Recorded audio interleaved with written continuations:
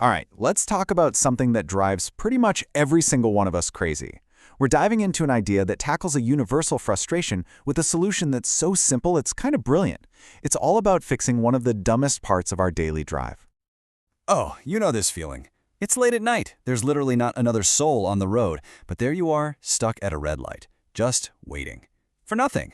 Or how about the flip side? It's rush hour, and you can see the street you need to turn on is a complete parking lot, but the green arrow is telling you to go right ahead and join the misery.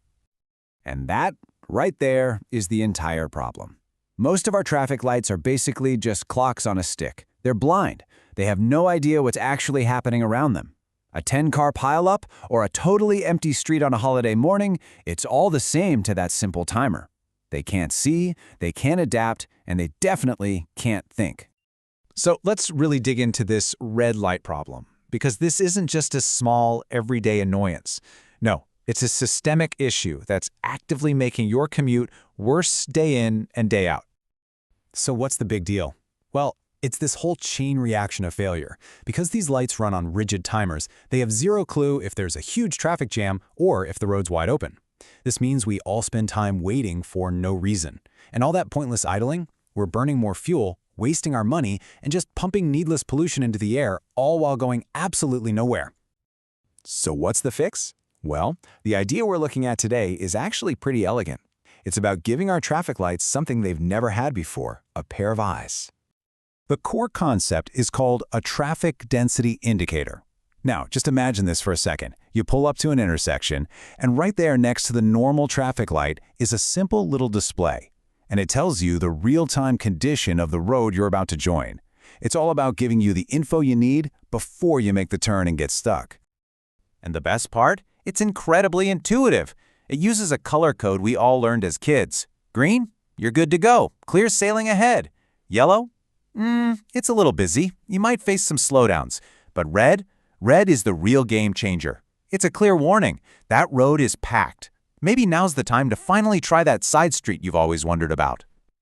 Okay, this all sounds great in theory, but how would the light actually know what to show you? Let's get into the nitty-gritty of how the system turns a bunch of raw data into information you can actually use.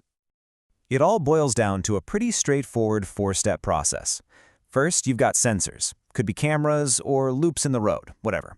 And they're just detecting cars. Second, a tiny processor, a little computer brain, analyzes that data on the fly. Third, it translates that density into that simple color code, green, yellow, or red. And fourth, and this is the most important part, we, the drivers, finally get to make a smart choice instead of just driving in blind. So yeah, it's a clever piece of tech, but the real power here, the thing that makes it so exciting, isn't just one smart light. It's the huge ripple effect that this simple information could have across an entire city. And the payoff is huge. For you and me, it means less time being stuck and a safer, way less stressful commute. For the city, it means traffic flows more efficiently. When drivers can see and avoid a jam, traffic naturally spreads itself out more evenly. And maybe the biggest thing, this is a stepping stone. The same tech that powers this little sign could one day run an entire, fully adaptive traffic grid where the lights themselves adjust their timing second by second. This really just sums it all up, doesn't it? It's a positive feedback loop. You give drivers better information, they make smarter choices. And those smarter choices directly lead to less gridlock, less wasted time sitting in a car, and a real reduction in pollution. One tiny sign, one massive positive impact. Now, it's pretty cool to learn that this whole concept actually came out of a build-a-thon. You know, one of those intense events where people try to turn an idea into something real super fast. And that context tells you a lot about the journey from a clever thought to an actual working thing. And I love this slide because it gets to the heart of all innovation. You have the big, exciting vision on one side, intelligent traffic, a seamless city. But on the other side, you have the grind, the actual hands-on work. It's about coding algorithms, finding sensors that are cheap enough to actually use, and even just designing a plastic box that won't get wrecked by the rain. You know, as the project's own conclusion says, this isn't some pie-in-the-sky fantasy. It's a practical, real-world approach. It's not about trying to solve everything at once. It's about laying the groundwork, that first essential layer for the truly smart cities of the future. So, it really makes you wonder, doesn't it?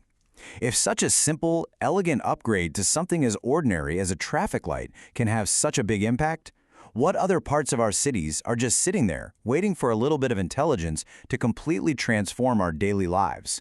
What's next?